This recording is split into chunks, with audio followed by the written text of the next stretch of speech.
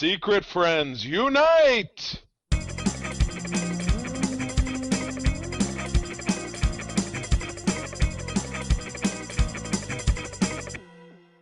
Welcome to the Secret Friends Unite podcast, episode 442. This is your guide to the geek side, and I am one of your hosts, Todd Oxtra, reigning champs of Shakopee High School, who beat their rivals this week. I believe it was 35-7. So good job, What? Sabres. My EGR Pioneers, of which I actually happen to be wearing a shirt. This was in a school icon. Was a janitor we had that passed away a number of years ago, so I got the shirt for free as an alumni event. But yeah, we kicked the butt of Lowell. That was a not a big local rivalry, but it was a real blowout. It was 42 to I think 6. Yeah, it was like wow. I enjoy high school football. My high school, because I walked to it. I've talked about that in the past. I just walk up to the game, so that's fun. I think My high school doesn't even exist anymore, Charlie. Now it's Lapeer High School because they merged them. So my high school is a page in time that no longer exists. The Panthers are gone. The Eagles of Lapeer East are gone, and now they are the Lapeer Lightning. So what do they schools are essentially gone. What do they do with the building? They just blow it up.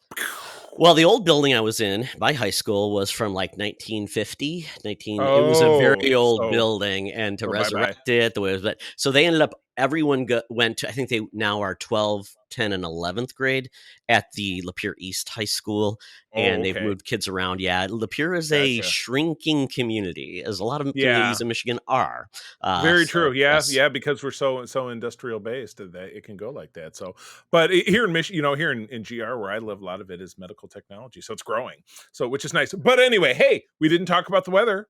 No, we did not. I call that progress. It's an improvement.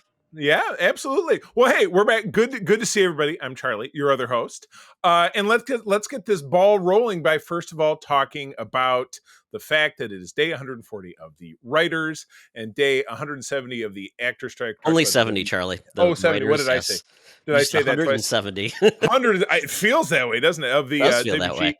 WGA and SAG after strike. Naturally, we stand in solidarity with these great creative types being able to earn their livelihood. If you are at all able, please visit the entertainmentcommunity.org and give generously if at all possible, so that we can help these folks along while they are fighting for their financial livelihood. Also, we want to give special love to our Patrons or Patreons, the folks who give us the chance to create the extra content that we enjoy so much. You can visit patreon.com/secretfriendsunite for a free 1-week trial at any level of our content. Check us out and see what you like. But in the meantime, give some special love to Best Bud Jamie Prinky. On our BFFs level, the awesome Nias family, Sean, Stella, and Henry. My friend Missy Merchant and Andy Milliken. We appreciate you once again. Patreon.com/secretfriendsunite. Free 1-week trial. And if you like what you hear, stick around. And boy, Todd, did I ever love this cover. I was telling you in the pre-roll how this was a brown bag flat, what do they call it? Flat rate mail. They got rate, open brown cover that you just slid, the book was slid in between. It didn't have an ending on it. Perfect to get rained on and manhandled by your postal carrier. Exactly. But this was from September of 1988. Webb of Spider-Man, which is a title that, during Spider-Man's kind of heyday, he had in the 80s in particular, 80s and 90s, he had 3 core titles that ran: The Amazing Spider-Man, the only one that's survived since 1962, Peter Parker, The Spectacular Spider-Man, later shortened to simply The Spectacular Spider-Man, and this Web of Spider-Man title, which ran from 1985 to about I'm going to say 1999, and then things split apart. And like I said, the Amazing Spider-Man is the only one that has endured. So this one was near and dear to my heart. Spidey was invading an actual cult to rescue, I think it was Mary Jane's niece or something like that. I haven't read the story in years. But in the meantime, she was doing what she does because she's a model. So she's posing for this dude who, as I was telling Todd, was kind of modeled after a guy named Ralph Macchio, not the Karate Kid, but a guy who was an editor for Marvel known Comics. pornographer. And apparently a known pornographer. Though, Mary Jane is dressed in a pink nightie. It's very tasteful, holding a rose. But what a weird cover, because it looks like, okay, that, it's very, Spidey's fighting to, defeat bad guys. And here she's just chilling out. And yes, it says, as Spidey battles the cult of love, his wife, Mary Jane, poses for a lingerie catalog. Vanna White, look out. Couldn't be a more timely reference. Vanna White. Wow.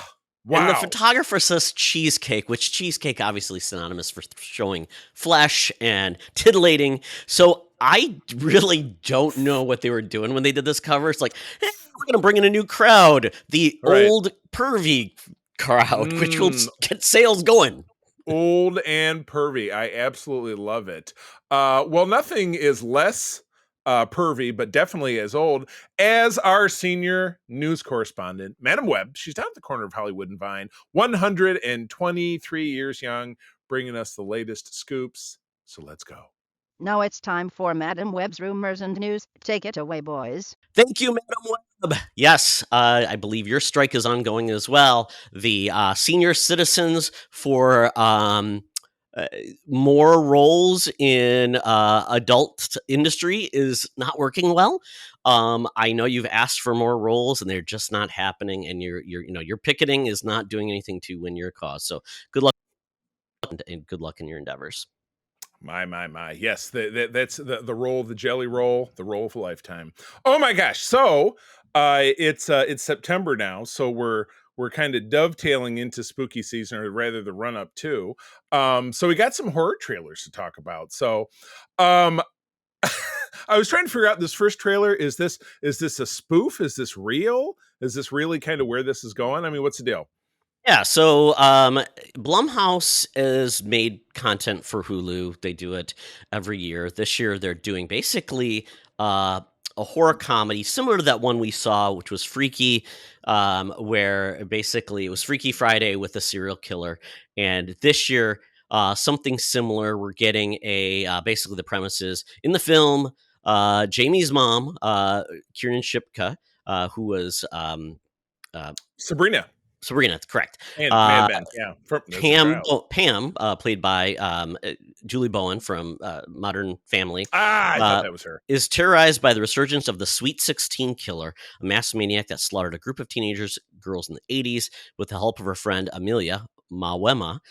Jamie travels back in time to 1987, teams up with the then teen version of her mom to try to stop the killer. So this is like a time travel to stop a killer. It's kind of a cool new idea. It's comedic take. And in the opening of this little trailer, it showed kind of like a history of the Blumhouse killers. That's what made it kind of clever, because I mean, they've had so many in Blumhouse throughout time. I mean, you've got the Purge folks, you've got the guy from Freaky, you've got several different other killers that have been part of Blumhouse's cast of horror films, and they've become very successful. So this movie, it's called Totally Killer, taking an 80s term. The guy has a mask, kind of like a Ken doll, I guess is the best way to put it. I think it's a little bit more Johnny Bravo, which was not that 80s, but still, yeah, more like that type of mask. And this is going to be out October 6th, so this is getting right into spooky time. Comedic horror films, either hit or miss, but I like the cast. This could be a lot of fun. And this is going to be on Shudder, or it's going to be in the theater? Hulu. Oh, Hulu, gotcha. Yeah, because October 6th, I know because I saw a trailer again last night, is The Exorcist. Yeah, and we'll talk about that. We'll talk about why that is now October 6th instead of October 13th, which it was its original release. You mean Friday the 13th? Correct. Yes, in October. How exciting. My. Well, yes. It's funny, we were talking kind of roulette of streaming services, and I think, once Loki is over, we're gonna say goodbye to Disney Plus for a little while. But Hulu still pops up as being something viable. They end up having bits and pieces here, a little bit more variety. Where Disney, we were talking about Disney, we're like, when do we even ever turn it on anymore? It was just It's kind of not for us, Charlie. We are not. Yeah. We're not kids with young children or Yeah, parents with young children. You can't have Frozen on for the 50,000th time when there's no one there who wants to see it. So, definitely worth turning in on. I mean, I love Blumhouse. They've really, I won't say revitalized the industry, but it's certainly been a spark in the last few years. That has really made it stand up and notice. So, all right, I saw a trailer for this one last night because I'm going to talk in a little while about how we saw The Nun 2. And naturally, because it's a horror film, there are trailers in front of it that are corresponding. So this is Thanksgiving with very little to be thankful for. Now, the trailer starts out nice. Was it one of these years? Are you coming home? Yada, yada, yada, this time of the year. And then somebody's face gets stuck to the side of a freezing tank, and then you see the big axe. And so we've had the killer turkeys in the past. There's been killer Christmas in the past. Is this the first like real celebration of the holiday itself as a horror movie, not something specific like generic generic killer Christmas, killer Flag Day, killer Valentine's Day? That's a good one. My Bloody Valentine was a big one. Yeah, we don't have like a Memorial Day weekend killer. We don't have a Labor Day killer. Well, there was the first Purge was with 4th of July, or maybe the most recent one. Sure. Yeah. It makes sense. America, it's something iconic, but yeah, Memorial Day and Labor Day, Arbor Day, typically not days that inspire people to go out and kill. I guess that's a good thing. Right. We want less Flag Day, middle of June. Well, you could stab someone with a flagpole, though. I guess. Oh my gosh. Yeah, it's very pointy. Yeah. But the premise of this movie is interesting. If you remember, there was a unique experiment in film back in 2007 called Grindhouse. Quentin Tarantino, Robert Rodriguez basically paired up to kind of celebrate those movies from the 70s that were grimy, a little over the top. And you had the two Death Proof, and then I believe you had Planet Z. I'm trying to remember what the name of the Rodriguez one, where it was like zombies were involved. Right. It was kind of a crazy mix. And in that movie, they had like intermission. So they showed trailers that were not real. And Eli Roth did a trailer that was called Thanksgiving. And it was That's awesome. Exactly. And this is what the output is. He finally made this film. And it's kind of very fun. The fake trailer's out there, so you can watch that as well if you want to, back from the film. But this one's kind of fun. The killer is dressed up like a pilgrim. He's got a pilgrim mask, which is very fun. It's got some decent actors in it. Patrick Dempsey is in this. Let's see. Addison Rae, Milo Manheim, Jalen Thomas Brooks, Neil Verloc, Rick Hoffman, and Gina Gershon. So decent actors. It looks like it'll be a hoot, and it's going to be in theaters out November 17th, which obviously right before Thanksgiving. I think I'd move it up another week, like November 8th or something like that. So you get a couple more weeks as people are getting into the season. You're still getting some horror fun. So I don't know, because it seems like it's going to be a very thin season. The horror season of Thanksgiving. Exactly. Or the running over, the running over of. So, oh man, well, cool. Yeah, I feel like it was funny. I looked because we were at the movies last night, and we hadn't been since we saw the Meg 2, and it seems like that was a long time ago. So, August was a real dearth for us. In our summer movie wager, which, as I had mentioned, Todd was victorious for the first time. Shizor will be making his way to the schizophrenic weather of Minnesota. But yeah, in August there was just really nothing to speak of. Turtles was the big film, and that did very well for what it was. What did you say? Hurdles? Turtles. TMNT. Turtles. Yes. Yeah. Well, it didn't get into the top 10 because I got a big old goose egg. Well, no, August is hard. It's a smaller movie. I mean, and the good news about that movie, it actually had a realistic budget, so it's going to be actually successful. So movies that made more than it did, actually, like Little Mermaid. Lost movie money at $300 million. Indiana Jones is the biggest flop of the year because they spent $1 billion. The Flash. Charlie, the Flash. No.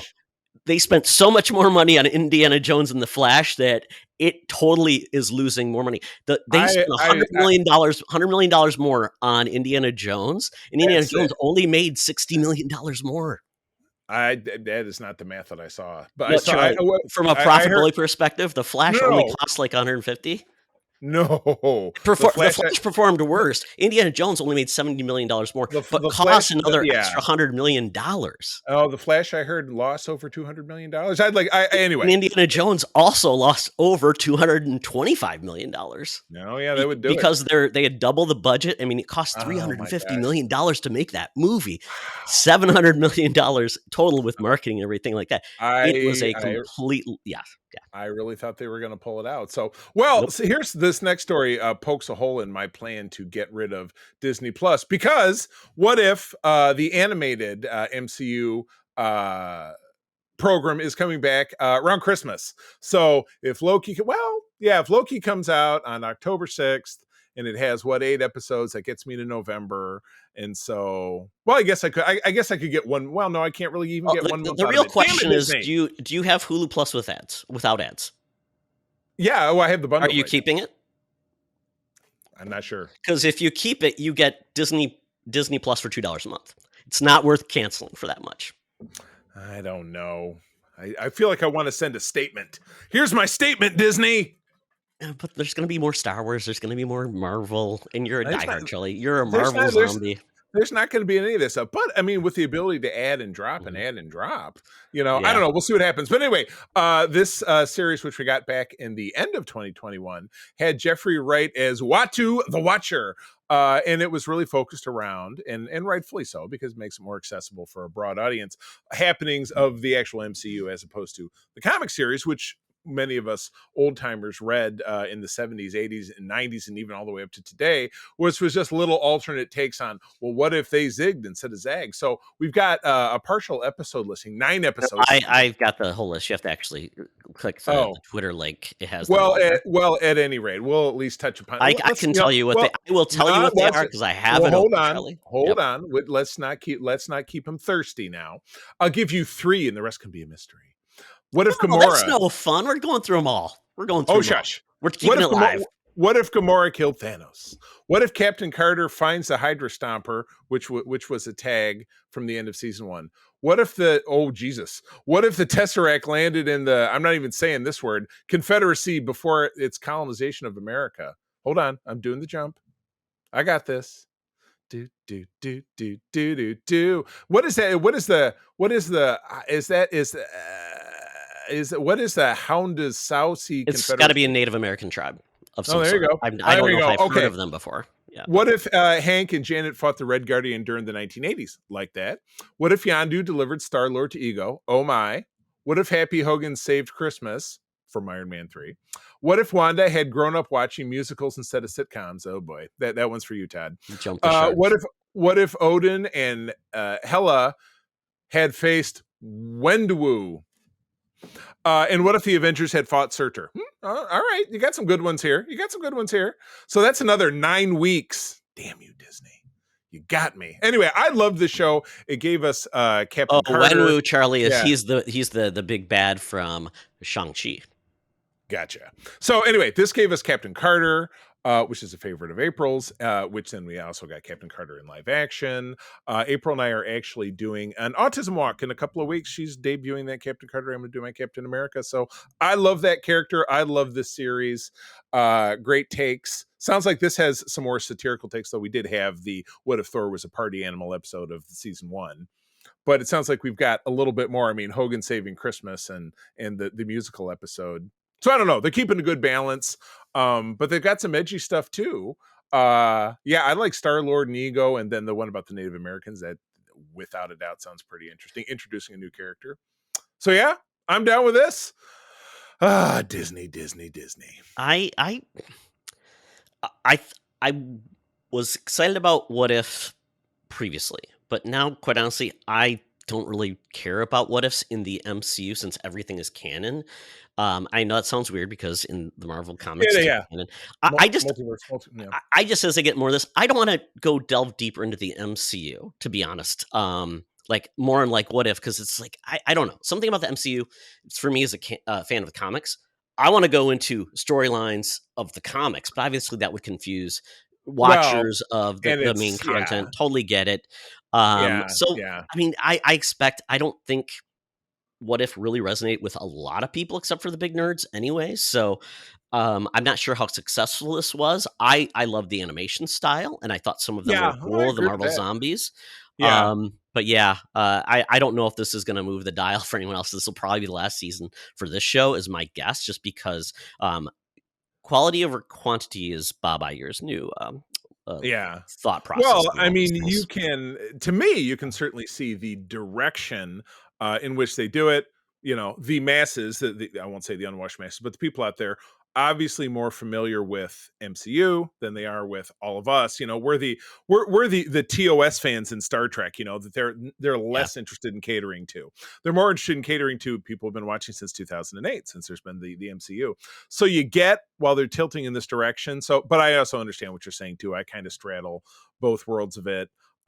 Being someone who's not been a voracious comics reader in the last 20 something years, but the 20 years prior to that, absolutely. I knew every nook and cranny of Marvel that was going on. So that's why I enjoyed the comic series some more. But I still found interest in this. But again, with streaming, you don't know what causes something to get renewed, what constitutes something being popular. It's minutes, it's this, it's that, it's blah blah blah blah blah. So there's really no way to know. But I think 2 seasons is fine, because otherwise, you're right, it could go on forever and it could just be ad nauseum. So yeah, I think when something, and I hate to say it because Strange New Worlds just did a musical episode, when something does a musical episode, are things kind of getting closer to the end? Running to jump the shark. Yeah, you are running out. Yeah. I mean, of these episodes, I'm curious, which one are you most excited for, Charlie? Probably the Captain Carter, just because it's a character that I you already enjoy. already closed the list, but yeah, without a doubt. Okay. Yeah. So myself, I think the one that's going to introduce a new character, that's kind of neat. It's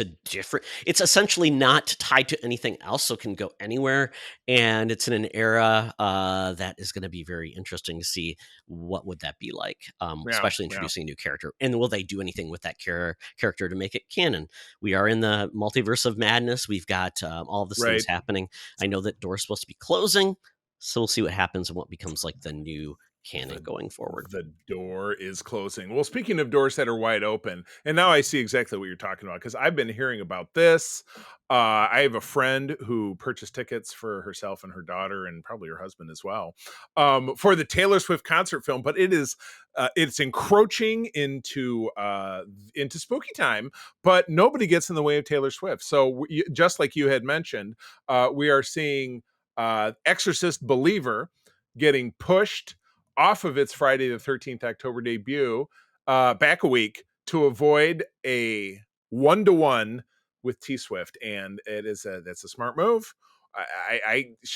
Right now Taylor Swift is a juggernaut, rightfully so. She does good things, she takes care of people, but she's making all kinds of money. So you know what? It's the American dream. But yeah, that is now it's an AMC. I've been hearing about this concert movie. It's almost 3 hours long. Being produced by AMC, but also being sold to non-AMC theaters, so that they're not dummies. And it's let's see here. Yeah, tickets are $20. Oh, excuse me, $19.89, 1989 when she was born. The 1313 for children, I don't get, or whatever. And IMAX and Dolby is more. So this could be $100 million couple of weeks out of this deal. This could be an actual blockbuster concert film, which I heard somewhere. I was listening to some kind of show. The last one of these was it a Justin Bieber or somebody that was maybe 75 million? Yeah, 80 million, something like that. Yeah. I'm going to put my smart money down on this. This will be an actual blockbuster. I think this will hit $100 million. Yeah. So actually, they're now projecting it potentially 150 million, which is just crazy. I think, and again, I am obviously familiar with Taylor Swift's music. I myself am not a listening to it kind of fan. Not a Swiftie, Charlie. But I admire what she's accomplished. She has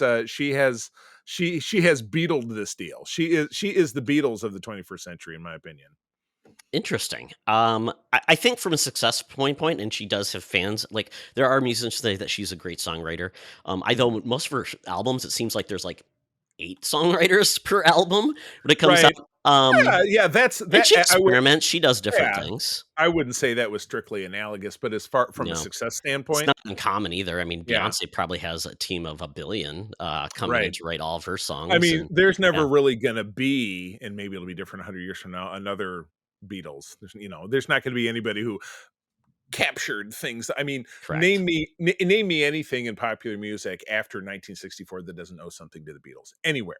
Well, I before just that, I mean, yeah, before that, you could say Elvis was a right. huge influential. I mean, Right. Elvis still Right. resonates Yeah. today, and And yeah, Elvis fed the Beatles and all, R&B before that. But anything when the Beatles existed, and it just fingers everywhere. So well, anyway, and then they ended. And Taylor Swift yeah, she's so young. She started at like 13, did right, country, went to pop and everything. I mean, she could go right. on for another 30 years and not I slow know. down. And she does Right. 4-hour concerts and does like 55 songs. Who else Yeah, does what that? you know who she is? She's Bruce Springsteen, because he still does 3-hour, concerts, and he's my dad's age. He's in his 70s, which I think is Yeah, awesome. yeah. But anyway, She's impressive. She yeah, definitely is. Not for me. I'm yeah, not going to spend 1989 no, to see this concert film. But it's yeah. so weird to do a concert film right in the middle of when she's still touring. It's not she's Right. not done touring, so it's very weird. Well, It's I big. mean, I think it makes perfect sense to me. There are people who can't afford her Correct. shows, but they can't get Yeah. tickets. They can't go because Absolutely. it's not feasible. So this is the alternative. And that Yeah. was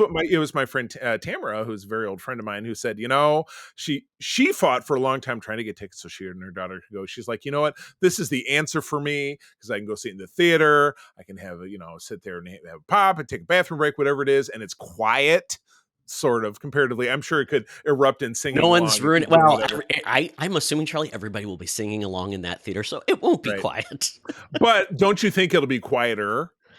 Maybe. I mean, once you get Yeah. everybody singing in a small space with walls Yeah. that is echoing off the walls, Yeah. you're going to have I don't kids of know. all ages, very young kids. And it's interesting. Yeah. This is a big one where I see AMC's behind this. AMC Right. essentially pitched the deal. Behind it, Um, but it's and there wider, are other obviously, yeah. theaters that are It they actually commissioned another company to distribute this to smaller theaters, Right. because if they didn't, they would be in violation of a very old congressional act that said theaters cannot distribute movies, their own films. That broke up like Ooh. like every studio had a movie theater chain, and it was like they Right. only went to those. So this is different, but Right. considering AMC is $4 billion in debt, the industry of movie theaters is a bad thing. They're going to have to do more of these type of Dig events, it out. Yeah. sports, musicals, live Right. theater, and broadcast them, and it will bring people Yeah. in, because your point, Oh, yeah. no, like Hamilton, if that had gone like right after, I mean, people can't spend $150 on a ticket. They just can't. Well, and more to the point, there weren't Tickets tickets to available. be Yeah, purchased. Yeah. So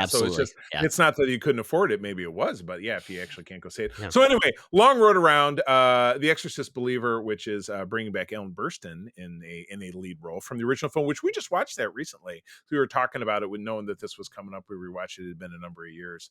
And it's still a classic. It's amazing. So I'm looking forward to this, and I know we'll be talking about it during Shocktober, Spooktober, the segment that we do, the long running our version of Blocktober that we do during October. So yeah, this should be Rocktober, great. Rocktober. There's so many tobers.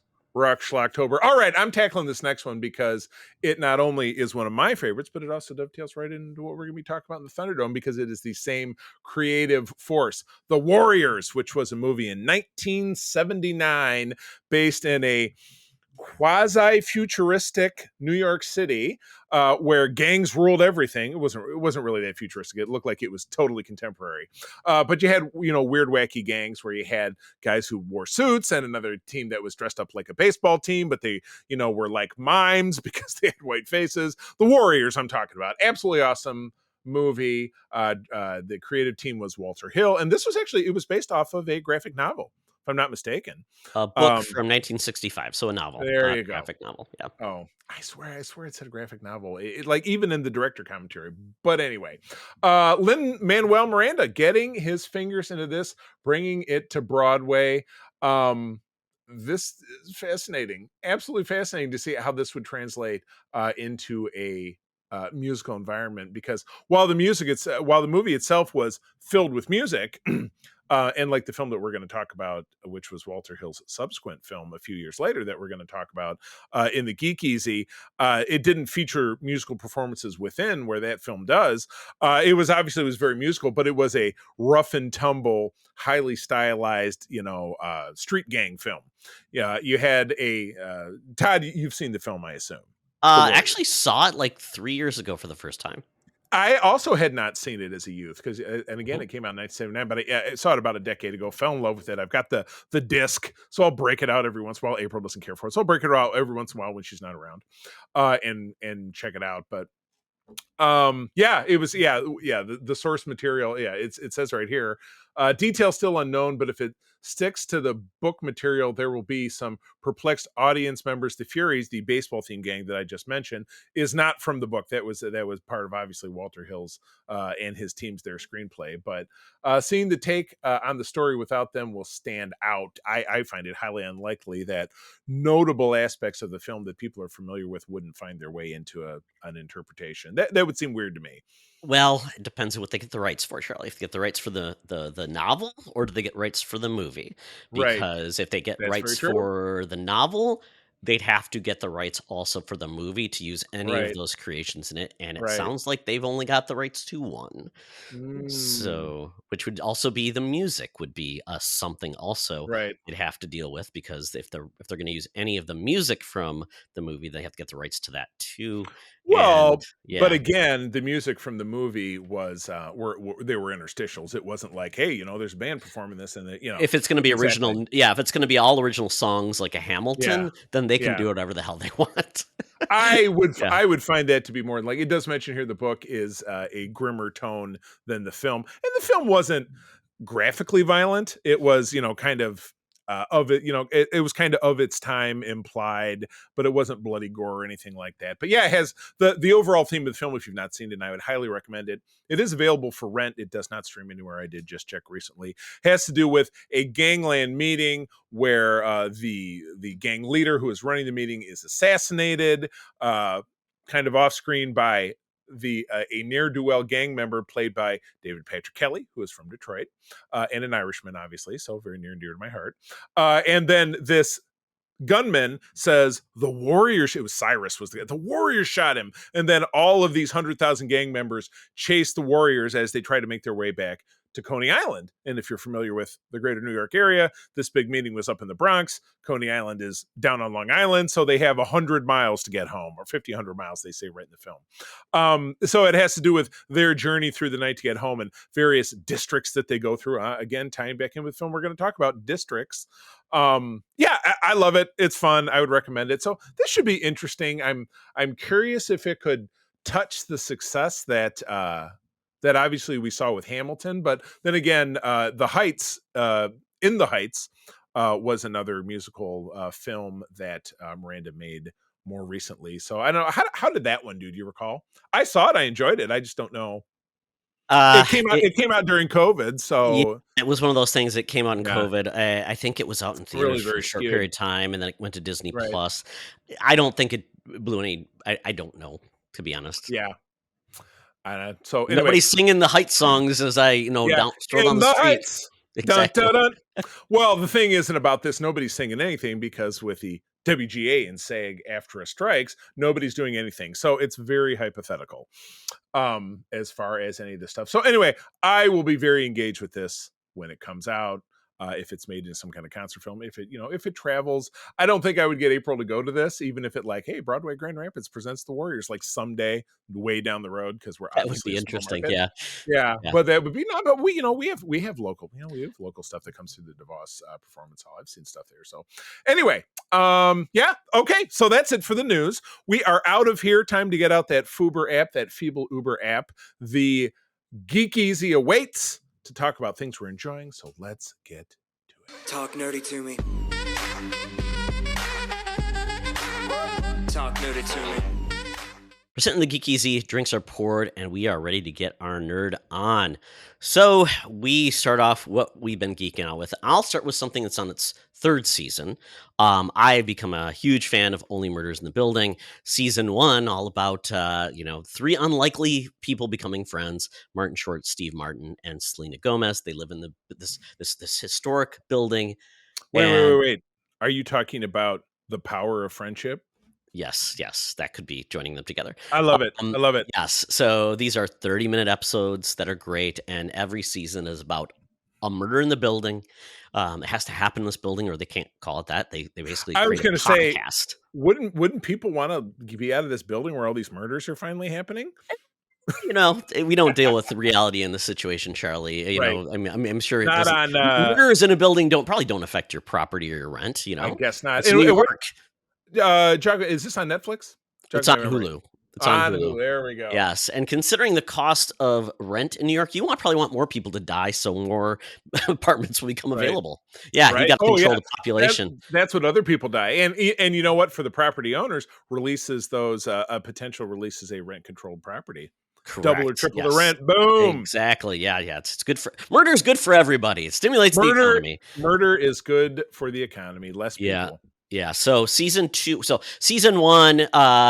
just getting the team together. Season 2 is really getting them in their stride. You had changes in their situations, some different love interests gone awry, and then the third season, I am halfway through it. It's still live right now, so not all of the episodes have dropped. It drops weekly, and at this point, we've got some just new introductions into the world, and this one's really focuses about basically a musical that Martin Short is producing. He's the producer behind it all, and a murder. And it's very funny because also I'm blanking on his name. Handsome man, never ages. Steve plays Martin. Ant-Man. Steve Martin plays Ant-Man. Plays Ant-Man. Paul Rudd. So Handsome Paul man, Rudd never is ages. in this, and he's hilarious. He plays this kind of not washed up, but kind of like what's the best way to put it? Kind of reminds me of a Jack Black type of guy who had a bunch of like hits, but then kind of on downstream of his career, and he played as an actor. So he was in his big movie was called Cobra, about a cop who turns into a cobra. And they just love it's just perfect. It's very funny. Do you remember that Saturday morning cartoon about the kid who turned into a Trans Am? What the hell was that called? Yes, it was called Turbo Teen. I thought that was great. I remember the one where he initiated his transforming, but he was in the shower. Yes. And so it's like, no, there's a Trans Am in my shower. I know. Hey. I couldn't remember if it was if he got wet or if he got hot, but something triggered it, so it was out of his control. It's when and of course as a teen, you have hormones, and so you get overstimulated, turn him into a Trans Am. I don't know. You know if what? You lived in Texas, you would be a car all the time. I guess. I'm going to put this out to the social media community at Secret Friends U or at the C3 or at T Extra over on X. Give us some background information on Turbo Teen. Let us know if it's streamable somewhere so that I don't have to look it up, because that'll take me 3 seconds and I don't want to do it. Yes. So, So getting us back to Only Murders in the Building. It's been really good. And Meryl Streep is also in the season, so she's wonderful too. There's romance abounding. There's craziness going on, and I love it. They're going deep, and really, you're getting more and more information about these characters. It's really fun. They're putting on they're all. If you love Steve Martin and Martin Short, it's fantastic. Their relationship is fun, and Selena Gomez is actually decent in this. I was so worried about she bring the show down, but she does come about, and she does kind of balance out their antics. And that's a weird one, because with those, former Disney, because what was her show, The Wizards of Waverly Place, Disney, where she got her start? Sure, Was that her? Why not? Was that her? I think that was her. Probably. So you just never know. April and I were talking about this yesterday. These child stars, they just, their lives can be such a mess because of how their parents screw them over and blah blah blah blah blah. So it's become Scientologists and now are convicted of certain crimes. Yeah. We don't certainly need to talk about the individual that we're referencing. Okay, moving on. What do you got? So Ahsoka, so we missed a week. We had a break, so sorry, folks, for lack of entertainment. But that's funny. I when we sat down today, I'm like, why do I feel like we've not done this in a long time? Yeah, because of Labor Day weekend. Your mom was out, and I had other stuff going on. So now we're back. Yeah, so I dropped an episode of the spinner rack just in place, which is fine. People get entertained one way or the other. We have stuff banked. So Ahsoka, 2 more episodes have come out since we last discussed the first 2. And the big news is now episode 5 will apparently be in theaters, which just seems like a weird approach for the 5th episode. Are they doing all 5, or are they just giving us? Well, hold on. Before we go any further, are we spoilers, non-spoilers? What are we doing? I think we can do light spoilers because this will be a week out after episode 5 Yes. comes out. Very good. So, So light spoilers. yeah. So we won't necessarily reveal the big drop at the end of episode 4 because that's very significant. And so Todd, we talked about this before we got rolling. How are you enjoying this as a lightly initiated Rebels fan? Because you said you did some homework, you felt prepared. So yeah, I mean, what are your impressions? I obviously am very deep in, very familiar with it because again, I do a show about Star Wars with our partner Mark, so I'm very deep in. But you're not as a casual fan, but you're more of a casual fan than perhaps Mark and I. I know more than probably the unwashed masses who only come in for like a Mandalorian. So I know it. I keep in the loop on it, but I don't. I'm not passionate where I've like got to rewatch things or I'll watch it. I don't need to watch it all. I can watch key episodes and be fine with that. It is interesting now with coming in with 4 episodes in. I see what this show is totally. This is Rebel season 5. It is nothing other than that. It is one long story arc. There are no standout episodes. It is essentially telling one movie, which is fine if that's what you want. But once again, no episodes truly stand out. They just kind of blend together, and it's one story, which I feel like the Disney shows, except for like The Mandalorian, where they do the standalone episodes, it all kind of blends in. It's like, but even with The Mandalorian, there is an overall arc, but you're right. Correct. They do break it up where this is simply much like Star Trek Discovery, and those episodes are like, this is this season's mission, and every episode that we do is going to be like the season 2 in the Red Angel. Oh, well, we're chasing this, and then we're going bit to bit, and every episode drives forward this big plot that culminates in the end of the season, which is what this is all about. And obviously, correct. So the question is that are you? I think it comes right down to, do you enjoy the type of storytelling, or don't you? Because if you don't, I would say it's potentially not for you, though I would not scare anybody off of it altogether. But yeah, especially as you said, if you just turn this on for the first time and your familiarity with Star Wars goes as narrow as, I've seen the prequels, you still don't know who Ahsoka is. If you've never watched any of the Clone Wars, you don't know anything about Ahsoka at all. If you've not watched Rebels, you don't know anything about why any of these characters are important. So it's niche-y in a way. But my question is, how are they judging the success of this? Metrically, how is it doing? Well, this is actually the first show where they've said like how many people, households have watched it. They said this is the first time Disney has done this. Traditional ratings. And they are, households. They said 15 million people. And none of the streamers want to release this information because that would tell people, so we can create a rate based on that, which we could give residuals for. They don't want to do that. So they do not want to tell us things. They're going to get stuck. They're going to get stuck. I don't know from anybody, and I really can't tell anybody who is not into it, because I don't really know a lot of geeks who are not into this. That can tell me, is it successful? Is it working for them? I will say I like some of the new characters. The production value seems very strong. This feels like the most Star Wars-y thing they've done. There's space battles. There's that's it. Episode 3, big time. There's action and adventure, which is fun. There was a mysterious character. We don't know who it is, and it turns out, that Sith is just a bag of gas. Which it's what did I call him? A Fartian? A Fartian? That was a bit more of a spoiler, but that's okay.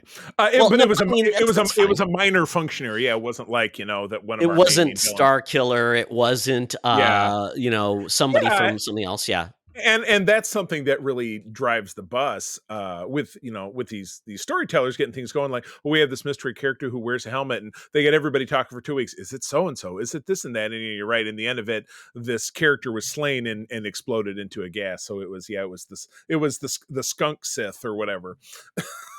Which is fine. It's okay to bring in characters that die. Star Wars did that all the time. Oh, it's Boba Fett. We met him once. He died. It's like his story is done. But no, he's not. No, it's not. We gotta drag it out that much further. So, I don't know much about it being in theaters. And again, we'd not been in theaters in a while. We just got our tickets this morning to see A Haunting in Venice, which we're going to be talking about on the show. We're gonna see that, I think, next Friday. Yeah. But I didn't see anything that suggested that Ahsoka episode 5 was going to be in theater. So I guess I'll have. There is a link right there, Charlie. trivia that I put in the Oh, flow. It says episode 5 at really? theaters. Well, Yeah. you'll So have to put that in the GoFobo's flow. doing it, and you can see if there's screenings in your neck of the Oh, woods. well, I will do that while we're talking. Yeah. So So you can wrap up your official thinking. no screenings in Metamora, Michigan. For some reason, I put that zip code versus mine. Oh, But other than man. that, so screenings. Nothing in my area either. Okay, that's fine. I'm Um, looking right but now. the one thing I just feel like I think a lot of people are saying, there's a Poochie effect of this show, which is if they're not talking about Ezra, or if Ezra and Thrawn are not in the thing, people got to keep Right. talking about them. It's very And Poochie. even though I've watched very little bit of Rebels, I just don't feel the importance of Thrawn. I don't. The ones that I watched, I'm like, yes, Well, he's a good tactician, but he still was part of the Empire. And if he runs it, yeah, he's not their big heavy hitters are gone. They're smaller forces. Is he's he not. really going to change anything? Wow. I'm sorry, just a quick sidebar. No screenings in the Metro Detroit area, so it's not in Michigan. If it's not in Metro Detroit, it's not in Michigan. That's crazy. Yeah, pretty much. Yeah. Wow. So I'll continue to watch it. It's entertaining, and that's good. I do wish that Ahsoka wasn't the most stoic and boring character on the planet. She says a lot of things and doesn't really get me excited. It's not, and she's not grumpy. She's just very like, and you know, from the character that we were all familiar with, and again, it goes back to familiarity. Yes, if you were familiar with her first appearance, which was in that faux Clone Wars theatrical release from the summer of 2008, which when you saw her for the first time, she was a young kid and blah, blah, blah. And she grew and her character type didn't change so much where she became kind of like this sour and sour. The very strong, silent type, just kind of hanging out. So yeah, it's, and we know I have a lot of fondness for Rosario Dawson as an actor. I think that she could play this character in any way they don't feel like the same character though. So. She doesn't feel like she's playing Ahsoka. She feels like she's playing another member of that race who happens to be a Jedi Master. I don't feel like this is Ahsoka. I just feel it's Rosario Dawson doing. Well, again, in point of order, she is also not technically a Jedi, simply a Force practitioner, but whatever. Because but she's training a Jedi too, which is like I know train anybody. Yeah. Well, she's I mean, again, she's pretty much all that's left because she left the Order, but had all this. All she did, she just didn't get her diploma, but she's a Jedi. She has all the skills, but she doesn't have her class ring. That's where she's short. And the other two are. Well, we have one Jedi. We have one Jedi. It's possibly trained, and his Padawan. So, yeah, they keep saying there's not a lot of Jedis, but they keep showing up. Well, I mean, statistically speaking, if there were 10,000 Jedi at the time of Order 66 and a galaxy of hundreds of thousands of star systems, as Obi-Wan described it, how could there not be survivors in any nook and cranny? Good question. Of course, there are definitely going to be survivors. Sure, we'll find out. If there are 100 survivors out of 10,000, it sounds like a lot, but I mean, comparatively speaking, because I mean, the galaxy was lousy with Jedi back in the prequel times. There was one on every street corner. There's too many Jedi. Too many Jedi. So yeah, episode 5 is coming out when you probably are listening to this. Yes, so we'll see how this goes. It's 8 episodes long. And this may be the last thing we get before we get Filoni's movie that is incorporating all their TV shows. There's nothing else on the docket. I'll be curious in the theater how that does, because once again, it's like seeing Marvel's Endgame, or if those were just TV series, right? Exactly. Just imagine that. I just don't think it's going to drive a lot of people to the theaters unless you're like a hardcore fan. Yeah, but again, on the other side of that coin, there are a ton of hardcore fans. So correct. People will see it, but as far as what Infinity War Endgame did, I think that was lightning in a bottle as far as genre stuff goes. That is very tough to recapture. You got casual people to care about the Marvel right now. The Disney Plus TV series are not getting casual people to really get engaged unless it's Mando. Yeah, it doesn't. So, all right, moving along. I'm going to do a couple of quick hits because I actually consumed some things where I was on just a long break where I just felt like I wasn't watching anything. But after years and years, like a decade of pressure from Tamara, my very close friend who I was already talking about, and her husband, Jason, this is their Star Trek. AMC's Breaking Bad, which has been on Netflix for a decade. The show ended, I think, in 2013, ran from 2008 to 2013, if I'm not mistaken. I had tried to start watching this show 3 or 4 times probably within the last 10 years, and then went off to do something else, just didn't catch. So, we're getting into an era. It was funny. I had lunch with my dad this week, and my dad is in his 70s. He's not really tied into the entertainment stuff like we are. So I was talking to him a little bit about the SAG-AFTRA and the writer's strike. And I said, buckle up. There's not going to be any content next year. So I said, get ready to watch all the stuff that you said, boy, I really should have watched that at some point. And that's what we're all going to be doing in 2024. I mean, let's put all our cards on the table. There's not gonna be a lot of content next year. So anyway, Breaking Bad, finally got to watch it. It is 5 seasons of between, I think, 8 and 13 episodes, depending on which season it is.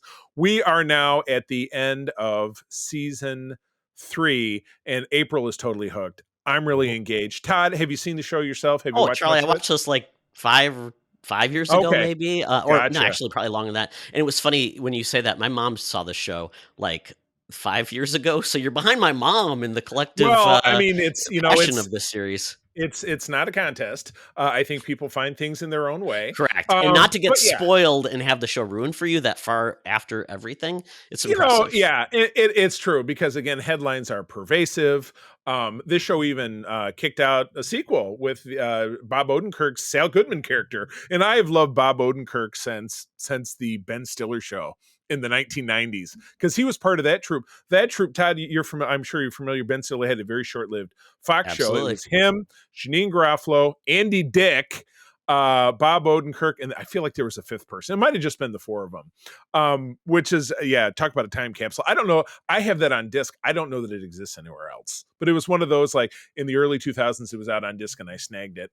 But anyway, enormously enjoyed the show. If you're one of the other 8 people in the world who hasn't watched the show, highest recommendation. It's out there on Netflix, so go check it out. Just today on AMC, Todd's favorite Walking Dead character, Daryl Dixon, finally has his own program, Dirty Daryl. Yeah, so we got first of, I'm guessing 10, because 10 is the magic number. So it's out already? I thought does it debut tonight? Or is it just dropped?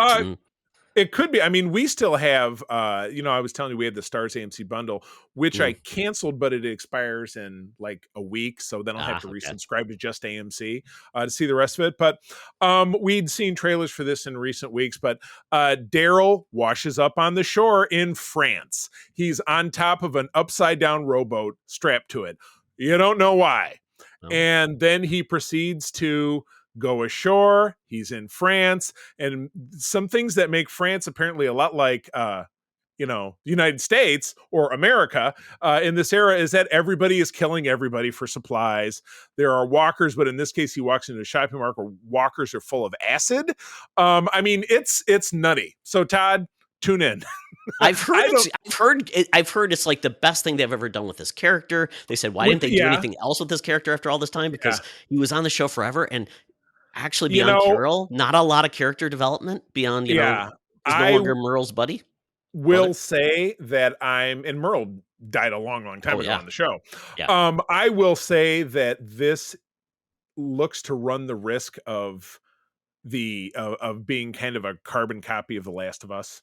It's got that same, he's coming along, he ends up at a convent. There's a kid there. This kid is the Messiah. And even April turned to me and said, is this going to be another like Messiah kid thing happening? And I'm like, probably, but you know what? At the very least, and Todd, I'll take a page from your book. It is a different take on essentially an undeveloped character in a completely foreign setting, literally.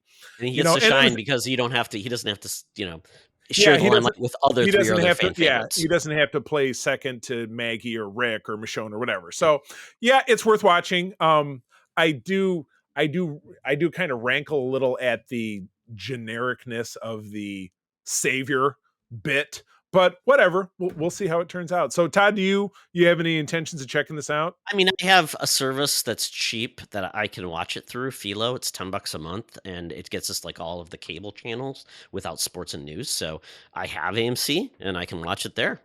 So and that has on-demand programming. You can just does, and and unlimited DVR, so I can go crazy and record every episode of House Hunters Alaska if I want to. Oh my! Oh, that's a show that my in-laws enjoy. They like the Ice Road Truckers and the Jules family. What's the one with Jewel the singer? Her family, Alaska something or other. Yodeling yokels. I don't know. Cletus Jewel has a show. Yokel? Her family does. Her family What? does. How do I not know about this? Google it. Everybody at Twitter on at Todd on X. Let them know. All right, and then finally, we went to go see this movie, being like, "Yeah, it's a sequel. We've totally seen the first one." So we went to go see. This is our first movie of the horror movie season, and again, we're back to the movies because we haven't been in a while. It was the sequel to The Nun, so Nun 2. Absolutely have not seen the first one because we walked in and I'm like, we're like, okay.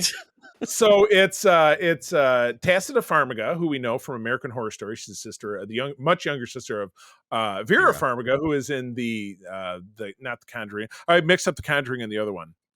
It is the Conjuring. Insidious. Insidious is Patrick Wilson and Lynn Shay. Yeah. So anyway, absolutely. But it has to do with demonic possession. It looks like we're in Europe in the 1950s.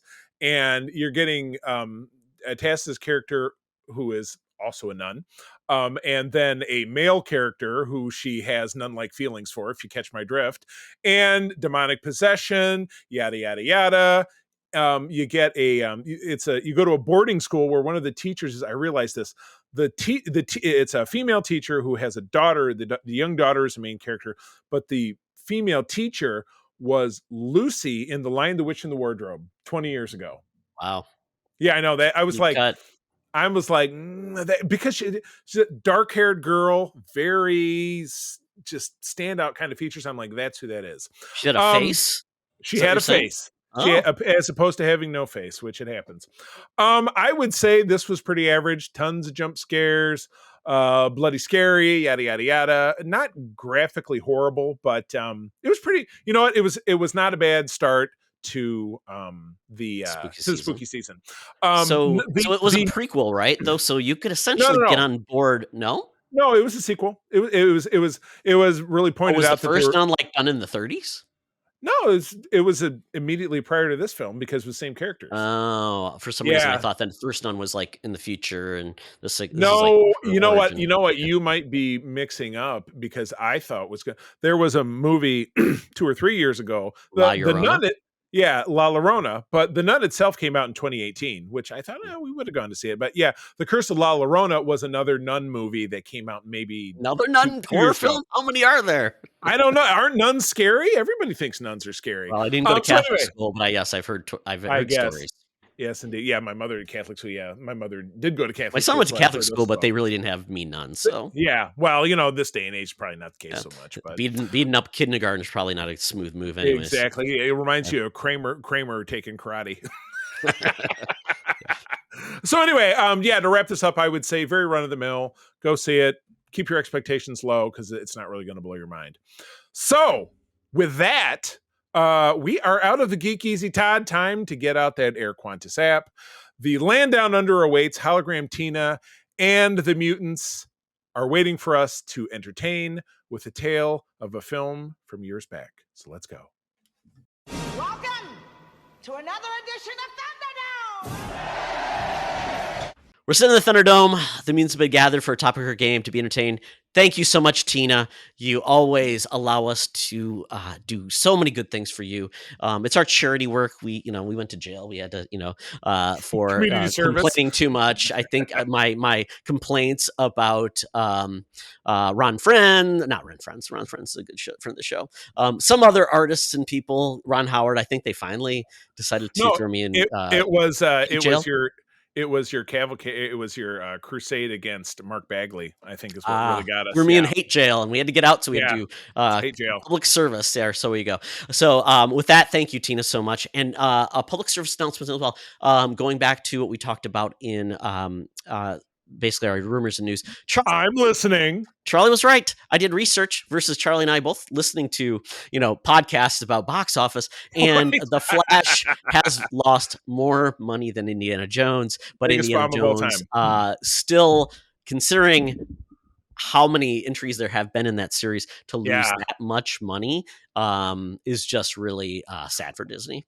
And it hurts me the most because, again, Indiana Jones is a project. I was down on it. I was up on it. and I love it so much. And then to see it fail so hard, it's like, it's like watching one of your own children, or in this case, a grandparent. Absolutely. And, I think I enjoyed the last film, but you know what? At this point, we'll see what happens with the Indiana Jones in the future. But you know what, Charlie? We're not looking forward. We're looking back to way this week. Woo! This movie called Streets of Fire. This was a movie that I was listening to on, once again, a podcast. 90% of my information comes through the We Enjoy podcast, which I talked to you about, Charlie. Which we both enjoy. We both enjoy. Exactly. So it's a great podcast because they do like the news and things like that, but they also break down movies and things, which is great. And one thing they mentioned, and I couldn't find the episode, Charlie, I'm still waiting to find the episode where they talked about this movie, Streets of Fire. And I'll just give you the breakdown. Streets of Fire, 1984 American neo-noir rock musical directed by Walter Hill, co-written by Hill and Larry Goss, described in the opening credits as a rock and roll fable. The film stars Michael Pere, Diane Lane, Rick Moranis, Amy Madigan, Willem Dafoe, E.G. Daly, and Deborah Van Valkenburg. The film was by Universal Studios, and it cost $14.5 million, but only grossed $8 million. There was supposed to be a trilogy of these films. And really? Oh my God. Not. Yes. Oh my goodness. There's supposed to be like fire and water and like other elements, apparently. Fire and water. Yeah. Meant to make you their daughter. Doo-doo-doo-doo. That was not Wilson Pickett. It'll come to me. Yeah. So I would have not have thought to watch I mean, they talked about this movie in their podcast. I'm like, well, it sounds interesting, and it seems like one of those lost gems. So I watched the trailer. And right. The trailer got me in. I'm like, Charlie, you got to see this thing, and we should talk about it. And I rented it because it is available for rental, but and then of course for purchase. But it doesn't stream, so you got to chuck in your $4 whole dollars. Sure. And again, I think I may have also watched the trailer. And you see, Willem Dafoe as pretty much a proto Green Goblin. Rick Moranis. I don't know that I grabbed that from the trailer, but right away I'm like, wow, Rick Moranis. Now, I will tell you right off the bat, this came out in the summer of 1984. Other competing films were Ghostbusters, which also had Rick Moranis, but this came out the same day as Star Trek III, The Search for Spock, my favorite Star Trek film, which did 5 times the business in the same amount of time. You were torn, like, what will I see? Yeah, right. Well, put yourself back in the summer of 1984, and Todd, you and I have hotly debated 82 versus 84. I'm on the 84 side, you're on the 82 side, but 84 gave us, we had a Star Trek movie, an Indiana Jones movie, we had Ghostbusters. I know we had more. I'm just trying to. There were so many iconic things that came out that summer. And yes, I know 82 gave us Star Trek 2 and blah blah blah blah blah, and a lot of other different stuff. Poltergeist, yeah. Yeah, exactly. Yeah. But I had never heard of this film. It is, and again, Walter Hill gave us The Warriors. We were already talking about that. And I wouldn't say The Warriors was a great film of my youth, but when I saw it, it really clicked with me. And I'm not going to lie to you. While this film is not technically good, this really clicked with me too. I thoroughly enjoyed it. Now, again, April and I watch almost everything together, so we watched this a week or so ago, and I think she tuned it out in the same fashion that she tunes out The Warriors, which I totally get. But this was great. This was largely filmed in Chicago, which is awesome. So it's kind of a Midwestern vibe. But the L train and the feet below on the streets. Yeah. So Lower Wacker Drive. You remember from the Blues Brothers, this is definitely Lower Wacker Drive. That's what it was. Yeah. Had a feel. But the obviously there were sets and studio work done wherever it is that they Studio City or somewhere probably in LA. But the kind of iconic backdrop in general reminded me of what became Tim Burton's Gotham City, my opinion. I definitely got those very strong vibes. Yeah, of the very stuff. thin. I mean, kind of the streets weren't big, so the city felt full in a lot of ways. But it also had that iconic look where at night everything was wet, even though you didn't see it rain until much later in the movie. Charlie, it's a sweaty city. Everything was wet. Fire, so the sun was never out, so it was always gray. It was either gray or raining, but not both at the same time, because when it was raining, it was brighter. And then at night, everything was rainbows. No rainbows, exactly. No, So, no. So let's talk about what this movie's about. So essentially, this movie is it opens basically a concert is happening. Ellen Aim and what was the name of her band? Ellen Aim and the Fire. Because I have the soundtrack to this available on Amazon Prime Unlimited, which is how I get my music, and I'm sure many other, your Spotify and Apple Plus and whatever it is. Couple of great songs, a lot of trash, but the first song is called Nowhere Fast. That is what opens the film. And it's great. You see in this community, I was reading, this community is much akin to New York City, divided into districts. Because you see at the end of this, just to paint the picture real quick, there's a big concert. Everybody is there. It's like this is the seminal event, but then a biker gang comes in, they trash things, they snag Ellen Aim, who is portrayed by an extremely young Diane Lane, snagged by Willem Dafoe, whose character's name I'm forgetting, throws her over his shoulder, and they drive off. His name was Raven. Raven. Well, that's the great bad guy name. There is a character who witnesses this, owns a diner, portrayed by Deborah Van Valkenburg, who was from The Warriors. She was the chick, the mall in that film, and also had a very not noteworthy appearance in a guest role in Deep Space Nine. Star Trek, because everything goes back to Star Trek. Everybody knows that. Writes a letter to her brother, who lives in another district. He's in Bayside it's everything side. It's Seaside, town side, upside, downside. For one of the areas that had a different name, like the Holdens or something like that. The Battery is the place where all the bikers live. So she writes a letter to her brother, who is Michael Pere, Eddie of Eddie and the Cruisers, another iconic 80s film, in my opinion, because I watched it growing up. And he is he's the Mandalorian.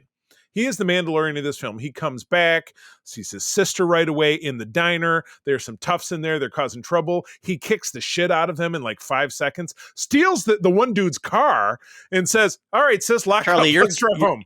You've passed over so many excellent things. Oh, please, let's Tarantino this shit. Go back.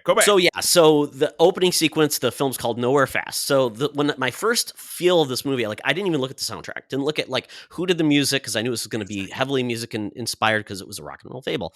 So the Nowhere Fast song, when I heard, I'm like, this sounds like Meatloaf and Bonnie Tyler blended together, like holding out for a hero. Meatloaf vibe, something else. And I looked, Jim Steinman wrote a lot of these songs. That's him. That's the Meatloaf guy. Yeah, he's Meatloaf's composer and songwriter for the most part. So I'm like, oh, this is crazy. And the crowd's just clapping and clapping. The band looks like she's from 1980s. The band kind of has that look too, but everybody else is from 1950s, and they're apparel, the it's cars. Like it's so weird. There's a time dilation from the stage to everything else.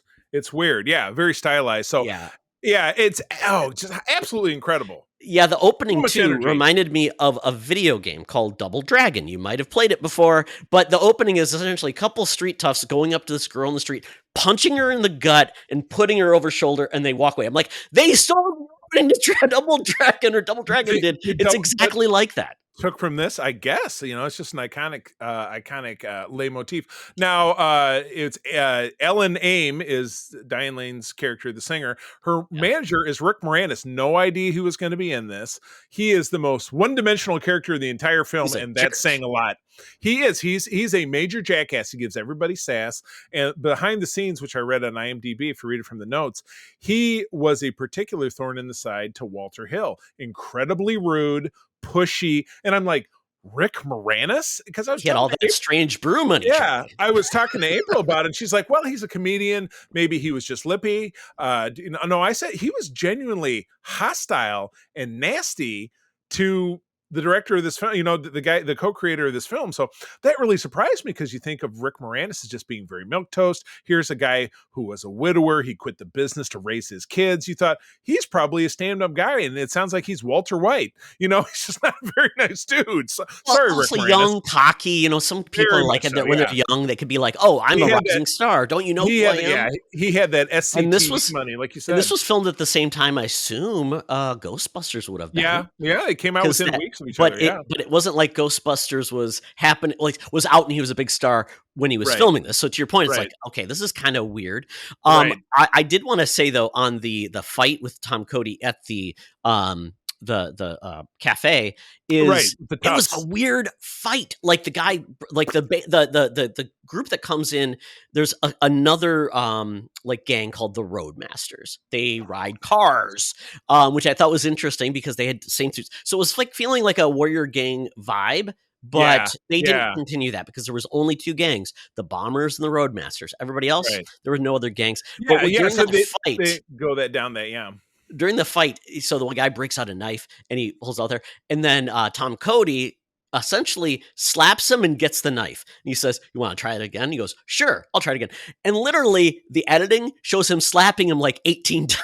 I'm like, what is going on? Kind of reminded you of like Mission Impossible 2 in the John Woo with Tom Cruise flipping around swinging the gun. It was kind of that. Yeah, I love it. Yeah, I love it how he snatched away the butterfly knife and if you're watching me, it's the knife, where you go. Maybe we should take up the butterfly knife. That was everybody should do that. Oh, I cut off the tip of my finger. It goes well. Tom Cody, Charlie, the way he dressed was very weird. He had a bad mustache, some weird sideburns which weren't grown in, and then he had basically this look with he always wore suspenders. It was very ragamuffin. Looked like Oliver Twist. And he had a button up like with no sleeves. With no sleeves. It was like a jacket over it. It was bad business. He didn't understand business casual, I guess. Casual. So it was that's Phil Collins' other album, No Sleeves Required. It's so weird. It's like I don't know what effort we're going into. And then he's supposed to like help out his sister, who's I writes to that. And then in her cafe, what does he do? He essentially breaks her front damn window doing the bus. That doesn't help us. We have no money. Thanks, sis. And then does she own the cafe or she works there? I don't know. It seems like she owns it. But anyway, he's going. So Deborah Van Valkenburg is the sister trying to talk Eddie and the Cruisers, and I'm just going to call them by whatever the hell name I like. Eddie and the Cruisers to basically rescue Diane Lane and their ex-lovers. That was his childhood sweetheart. He's like, nah. Even though he wrote.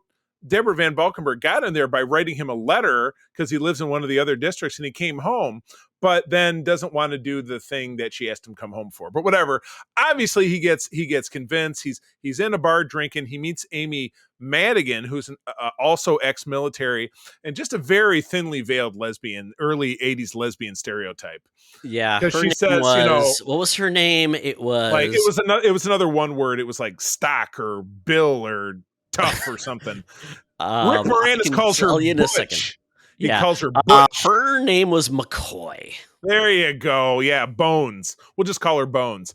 So anyway, Rick Moranis, being a super dick, comes around and was like, "Hey, Eddie and the Cruisers, rescue Diane Lane." He's like, "Fine, but Amy Madigan's coming with me." And he's like, "No, I don't want to Butch. What's in this?" He's just extraordinarily obnoxious. But anyway, it ends up that the three of them get in the then stolen car. They drive to the Battery, where they end up, of course, rescuing Diane Lane, and then it turns into the Warriors because they have to get back home again. Yes. I want to touch on one part you missed, Charlie, which was at the bar where she and Cody meet, essentially, we are introduced to Bill Paxton with a dude who black tooth. Yeah, and then McCoy punches him and says, What do you want to drink? And I'm like, this is so weird. And it was Bill Paxton before Alien. So this is and really at the same time as Terminator, which was the first, because he was one of the great bit. Punks. He was one of the three punks. The other two punks were actor Brian Thompson, who's been in a million things, including Star Trek, Buffy. The third guy, Rick Rossman, who was also in this film. He was the other cop, because there were two cops. So there's black cop and a white cop. Black cop was the black dude from Poltergeist. And the white cop was the love interest in Roxanne that Steve Martin was talking through. Well, yeah, that's what I was just talking about. Rick Rossman. Yeah, he was in Roxanne. Right, but he was one of the other, as I just said, he was one of the other toughs in Terminator. So it's a lot of it was like, this was like a who's who of all the same dudes from the same so many agent. people in this Be movie. like, yeah, the agent who helped cast this was like, all right, you got 50 of my people in there. He's the guy who got paid. That's where the $8 million went to the agent who repped all these people, because I think it was all the same. So anyway, yeah. So my next, so they do the big rescue. There's explosions. But Charlie, we have to go into the elephant in the room. So Tom Cody needs something to put him apart. And what is that? A .22 pistol that apparently has the powers of explosion. And like this is a special thing. It's like G.I. Joe, right? Like you can, with a handgun, you can shoot down, or a Rattler, shoot down a Sky Striker. Apparently, and there was like in this, anytime he fired it. So I mean, they're going in there, and so Tom Cody's kind of essentially like a sniper on the rifle, where McCoy's going in, breaking in to break the girl out. Which I'm like, so she's an army of one. Well, she said she was a soldier, so she kept on bringing that up. Yeah, they were both soldiers, so they said they were soldiers, which is very generic. But yeah, he was obviously he was a sniper of some kind. But yeah, this rifle he has, so all like apparently street toughs do, all they do to pass their time is ride their bikes back and forth in an alleyway and do wheelies. And so while they're doing this, Eddie and the Cruisers is shooting them, making them blow up. It's spectacular. But we still obviously haven't gotten, the big third act fight is clearly going to be a bigger confrontation, but we're not there yet. No. And there is one last confrontation before they leave. When they leave, Willem Dafoe comes out in the middle of these fires. He basically says, he sees Tom Cody, and Tom goes, "Well, I got the gun." And I'm like, "Great!" But Willem Dafoe looks like a cobra, Charlie. He has got the hair like that. I know he was, His uniform, his outfit, I called it a reverse Zardoz, because it's like full down below, but he's got his open shoulders, and it looks like a tank top. with no shirt. Yeah, exactly. So he's got look. And it looks like it was rubber or plastic or something like that. So we get into they're getting home. They have to ditch the car, and it gets a little fuzzy for me at this point. But they end up on a bus with. No, okay. They ditch the car. They're moving on. They ended up needing a place to stay for the night, so they go back to Tom's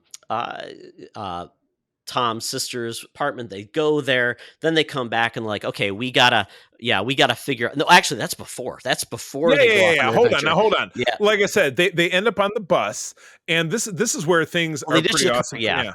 They end up on a bus with 4 black singers. Kind of their knockoff of either the Temptations, the Four Tops. But this is what I love. Now, I saw actor Grand Bush, his name in the credits. He is the black Secret Service agent in the black FBI guy in Die Hard. You have Agent Johnson and Special Agent Johnson. He's the black dude. And he's been in a lot of other stuff. He was in not Walker, Texas Ranger, some show of that. Oh, no, he was in Renegade, which April and I watched an episode of recently. With Lorenzo Lamas. Yeah, we saw a promo for it in Grand Bush. But the other one of the black singers, this blew my mind, Robert Townsend.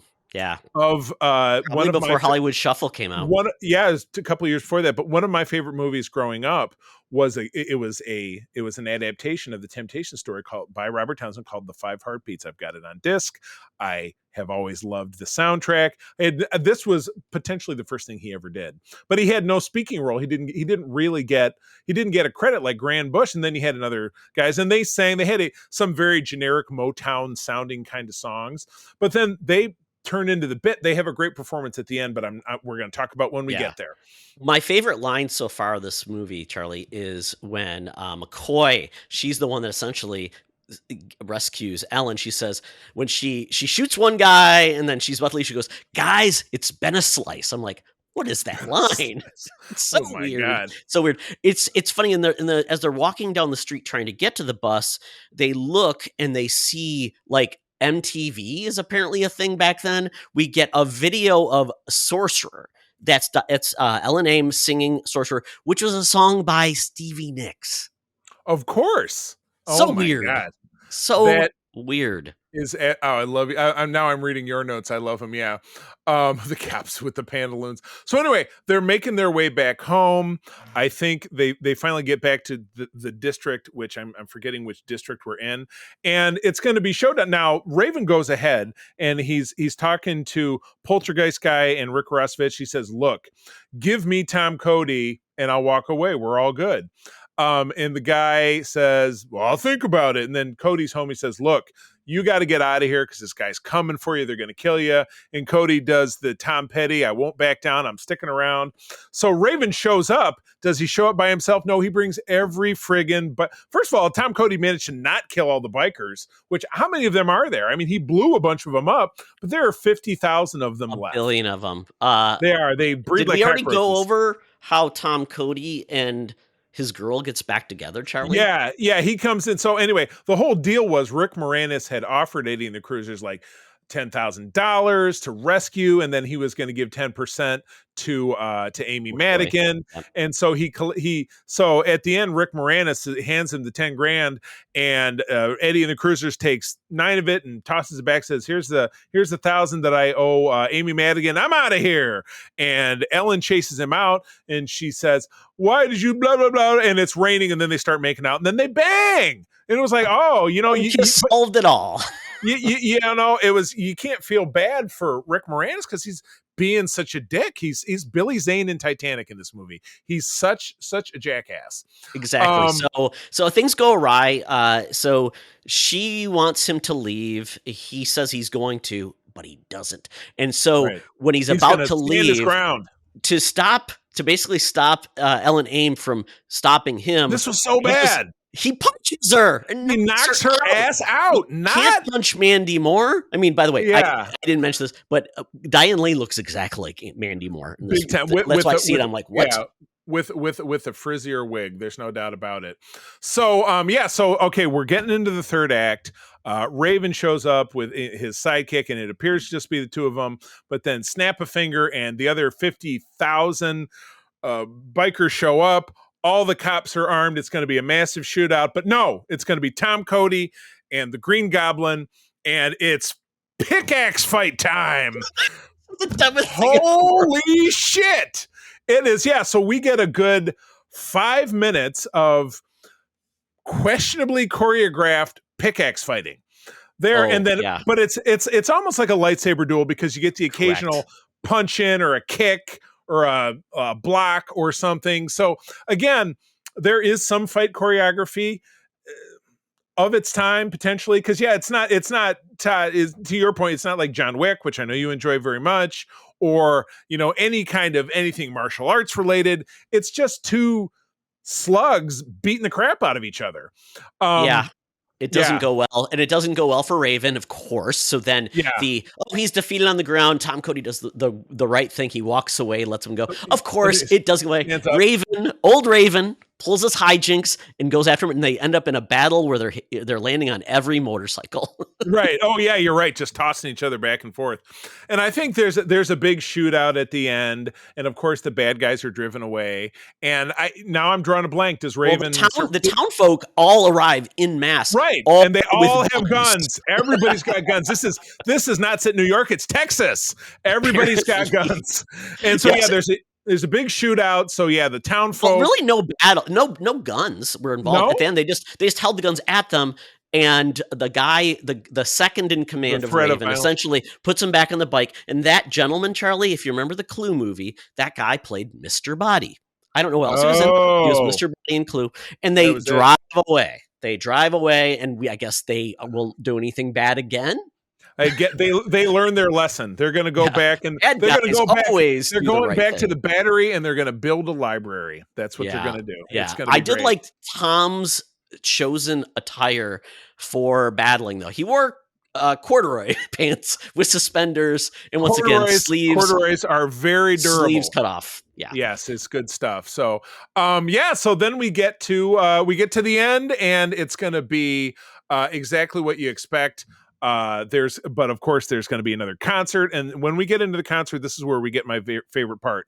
We get the four black guys, the Temptations knockout. I'll say the Four Tops because there was 4 of them. There were 5 Temptations. There were 4 of these guys. They perform one of my favorite songs from the 80s, Dan Hartman's "I Can Dream About You." But they're 4 black guys, and Dan Hartman could not obviously be more of a honky. So you're hearing him singing this. I don't think Dan Hartman had that choreography though. No, because you're right. He said like moving sidewalks, and they're moonwalking when they're saying that, which again, so that's 80s versus, 80s and Ellen Aim, but everybody else lives in the 50s.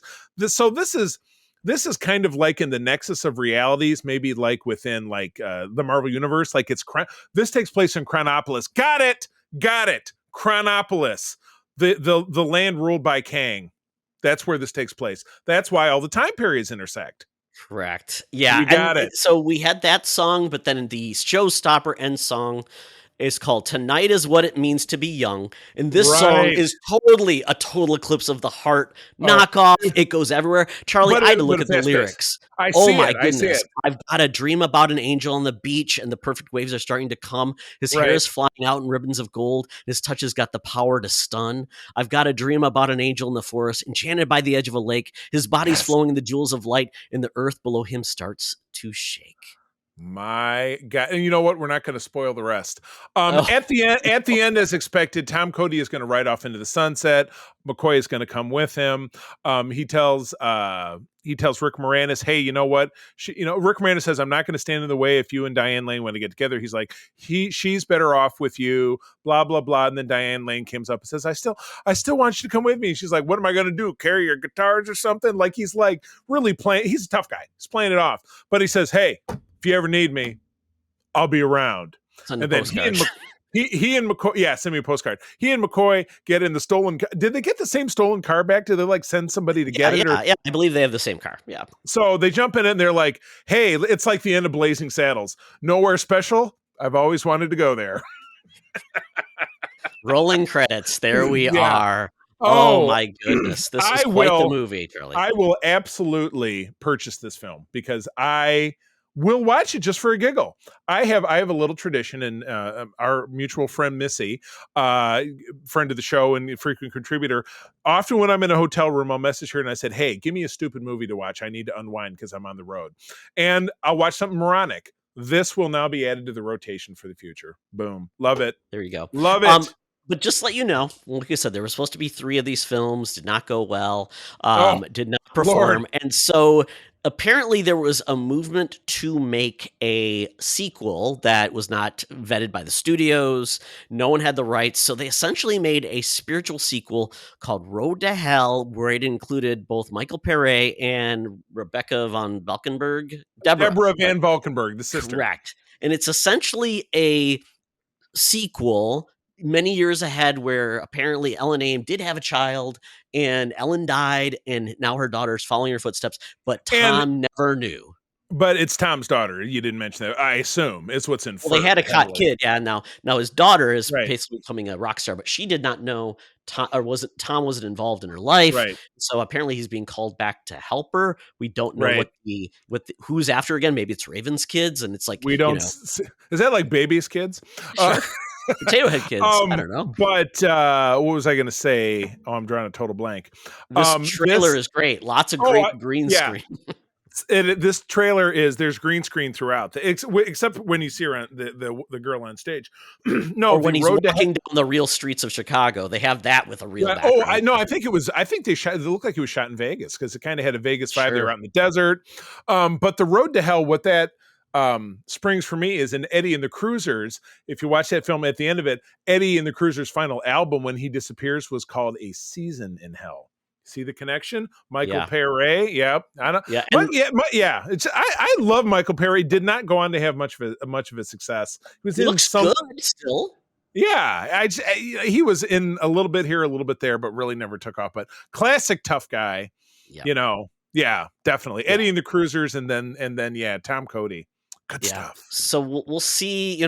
It's a shame that this didn't do well. Obviously, I kind of can tell why it didn't well. The acting wasn't good.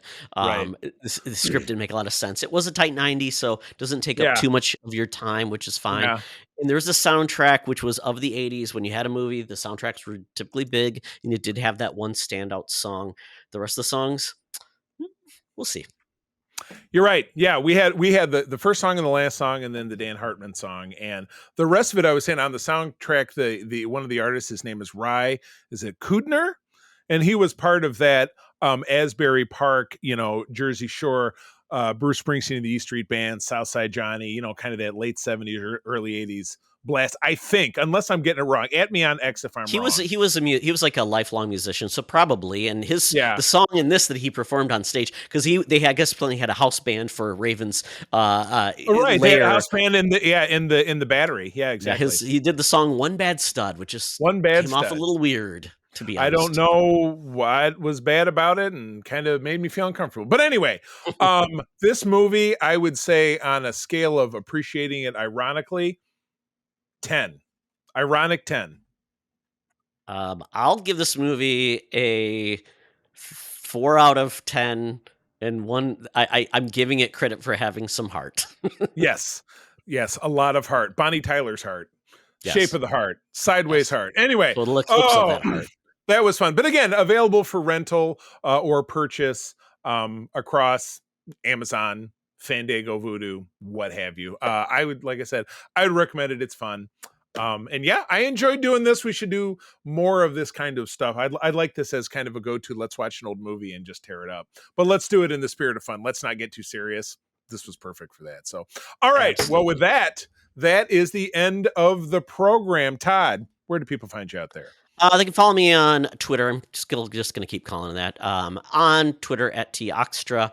It is the time of sports. Getting into that, having a lot of fun, a lot of video games going on. So I'm talking about that and just enjoying the senior year of my son. So I'm gonna probably have a lot of pictures to share because that's a once in a lifetime experience. Good deal. All right. Well, I am also over on X Twitter. I'm at the C3. Go ahead and spell it out. I spend a decent amount of time there, but also a lot of my time is dedicated to the USS Grand Petoskey. That is a chapter of the International Star Trek fan club that my wife and I run. We're here in West Michigan. We're one of the biggest chapters in the world. We're very, very active on our Discord. We're also super active in our community. We just did a tabletop gaming show here in Grand Rapids where we raised $200 for Make-A-Wish Michigan, which is our chosen charity, which I do in the name of my late son.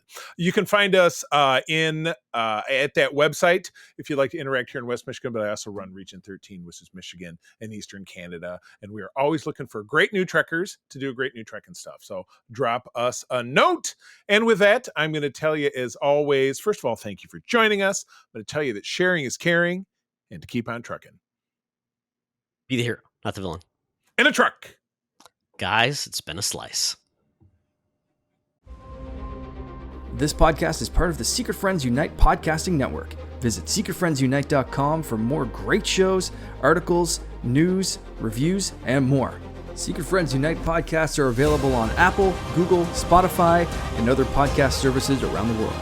If you'd like to be part of the conversation, you can join us on Facebook or our new Discord server, or follow @SecretFriendsU on Twitter.